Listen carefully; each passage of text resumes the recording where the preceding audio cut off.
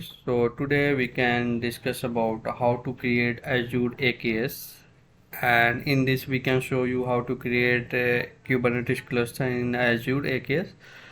So Kubernetes cluster is managed cluster which is managed by Microsoft. So we are using the PaaS service in Azure. So it is AKS, Azure Kubernetes Service. So in this case, we don't manage the master node because in the bare metal Kubernetes cluster we have managed both master and worker node.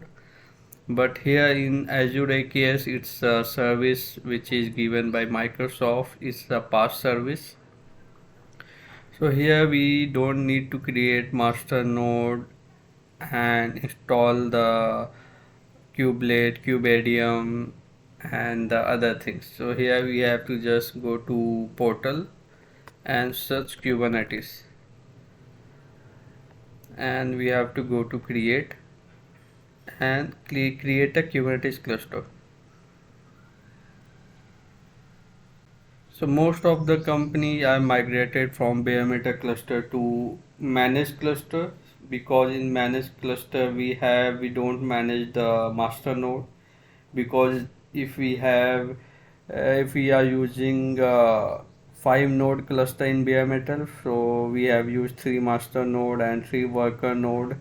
So we have to pay extra cost for 3 virtual machines, because on that virtual machine we have installed the master component, right?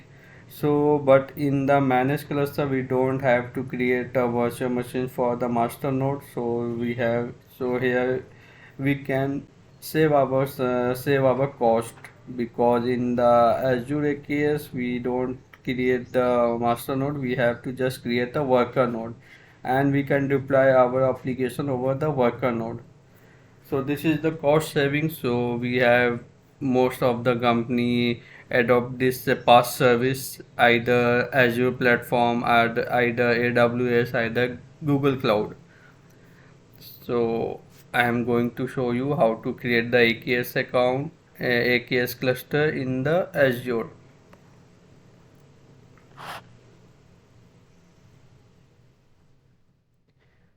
Now I am going to create a resource group. So resource group is just a logical container where we can create a resource inside this logical container. So it's just if anyone guys having knowledge about Azure, so they know aware about this resource group. So you can say that resource group is just a logical container where we can deploy our all the service, either cluster, network security group, disk, storage account, load balancer, all the thing resource will be created in the same resource group. So it's a better way to manage our cluster. Like if we have created the resource in different resource group, so it's very hard to manage, hard to provide the permission over the cluster, because we have to apply the permission over multiple resource group, because we have created resource in different resource group. So if we have created the resource in the same resource group, then it's a very easy to manage, easy to authorization, or we have to provide the permission over the one resource group. So suppose we have 5 cluster and we have created the 5 resource group, so we have to keep the access as per the resource group, because some cluster is managed by application team, some cluster is managed by development team. So we have to give the permission the developer team only access the development cluster. They don't go to access the other cluster like production or quality. So that's why we have created the different resource group, and inside resource group we have deploy all the component which we required for the Kubernetes cluster.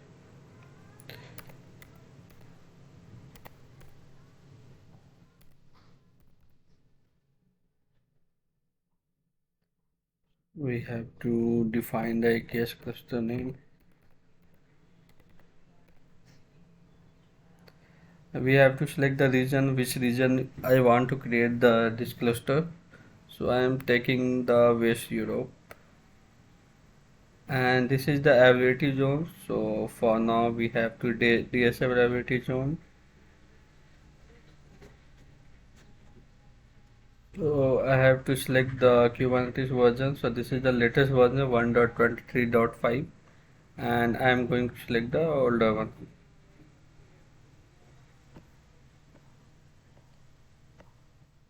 Now we have to select the size of your worker node, means how many CPU and memory you have to assign. So those we have to select from here. And this is scaling method, like there are two type of scaling method. One is manual, one is auto scale. So manual, we if you in future if you want to add more worker node inside the cluster, then you have to do that manually. Like we have to increase the size of node count 1 2 3 4 5. So if you want in future more application will be deployed over the cluster, then you have to add the extra node in the cluster. So you have to just go to node count and you can just add it. So that thing I will show you later, how to scale up the cluster, how to scale up the pod, auto scaling, horizontal pod scaling, vertical pod scaling. Those things we will discuss in later. I just show you how to create the AKS cluster. So right now we are going with only one worker node. Now next. So this is agent pool. So generally we have two type of agent pool.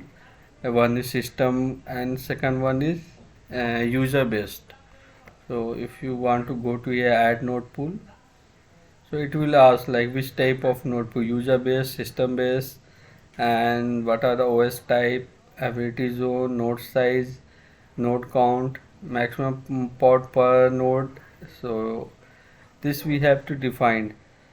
So user based node pool, the when we select the user node pool, so it will create only your client application. Your user based application will be created over this node pool. And when we go with system node pool, so the system pod, when we create the AKS cluster, so Microsoft created the own pod like Cube System, Tunnel Front, Cube Proxy, and Azure pod, and the DNS pod. So this is system generated pod. So those pod will be created over the system mode. So if you want to create user mode, then the your application pod will be created over this node pool. So but in system we can also create our application pod and the system generated pod.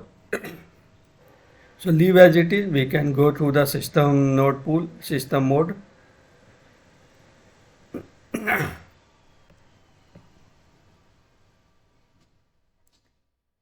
No, it's networking, it's the access. So uh, we have to enable RBAC and Azure Active Directory. We have to integrate Azure AD and the Active Directory with the cluster.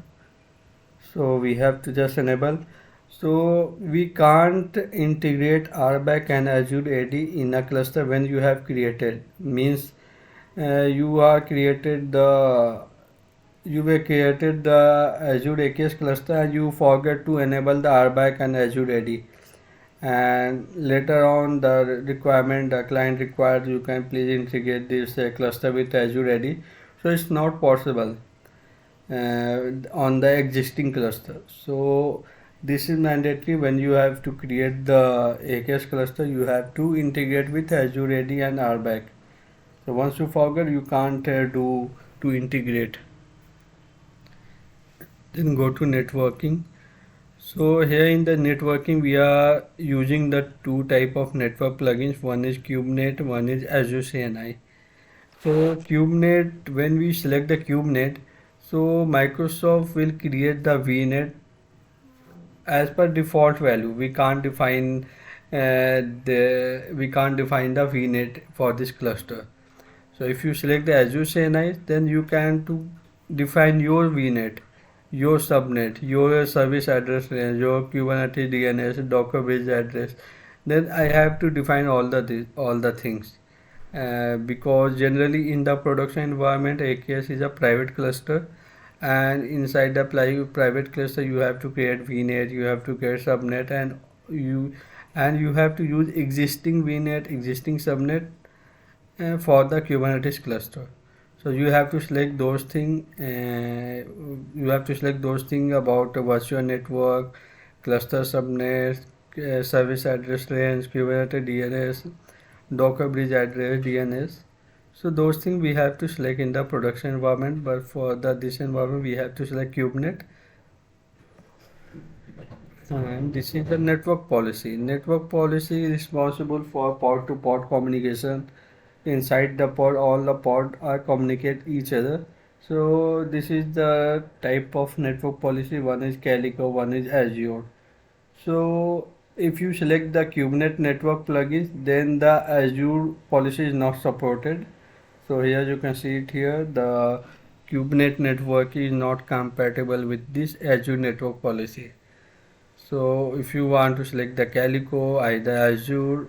So right now we are not going to use any network policy. Just go to integrate. So here it is the container registry. So container registry used for to manage all the images. So it's a private image repository where we can deploy our images, our application image, and store it over this container registry. So for now we are not going to create the container registry. We will see you later like how to create the container registry and how to integrate our AKS with the container registry. Okay, just keep leave as it is. Container monitoring, log analytics, monitoring tools. So we have to keep same as it is. No need to change anything. Then go to advanced. So secret store CSI driver, we don't need to do anything. We have to go to next. So we have to tag, suppose this cluster is for development purpose, then you have to define if your cluster is for test purpose, if your cluster is production cluster, then you have to define your team name, which team they are managing this cluster, and then we have to review and create.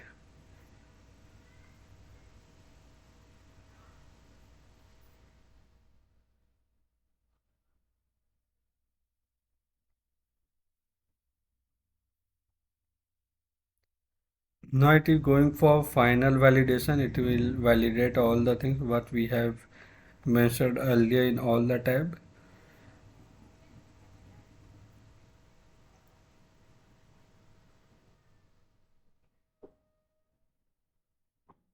So validation passed. So again we have to go through each and every tab. So we have to check all the things. Node tool we have defined, access, networking, integration, advanced CPU. Now I'm going to create.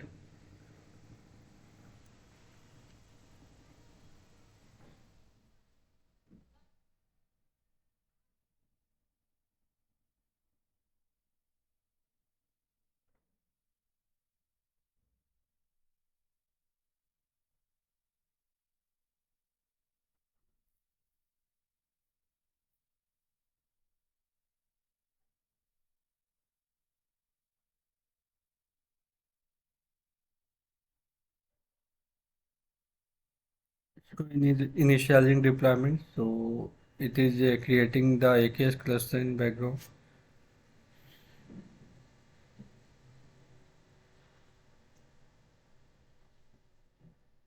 Now it is creating. Deployment is in progress. So we have to wait 1 and 2 minutes.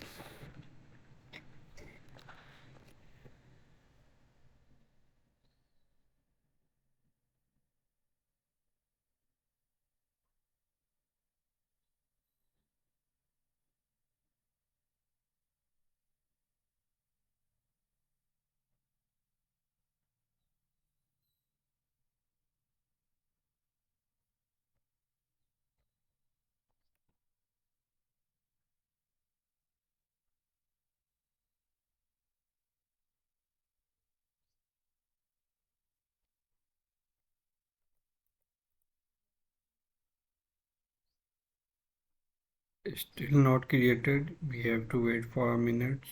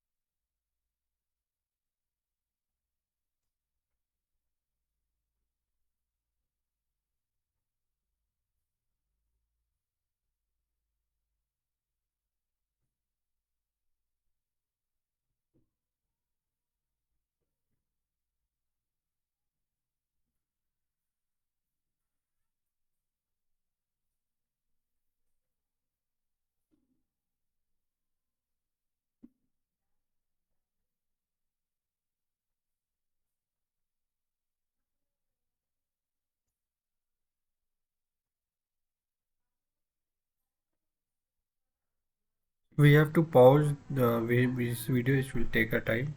So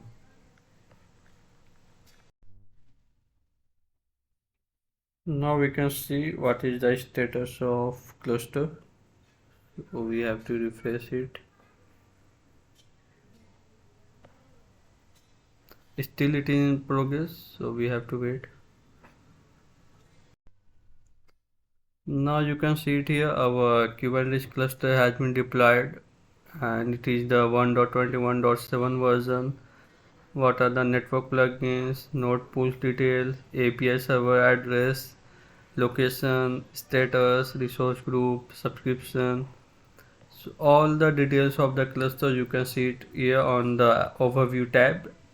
So what are the node pool, what are the node size, what are the Kubernetes version, RBAC is enabled or not, what are the which network plugins you have used, what are the pod seeder, what are service seeder, what is DNS service IP, Docker bridge, network policy, load balancer, HTTP application routing. So all the things you can see it here, and if you want to give the access if any person, then you have to go to access control, add role assignment, and which permission like owner, contributor, reader. So I want to give the contributor permission, then we have to select the contributor, next, and select the user group or service principal or either manage identity. So now I'm going to add the user into this provide the access over the AKS cluster. Just select the select member, and you have to search the username. So in the production environment there are 1000 user, 1100 user are in Azure AD. So you have to search with the account ID. So right now we have only one user, so we have to select those one, select, and you have to go to next. You can see it here, the role is contributor, what are the member name, is the member name is Elvis, and then review and assign.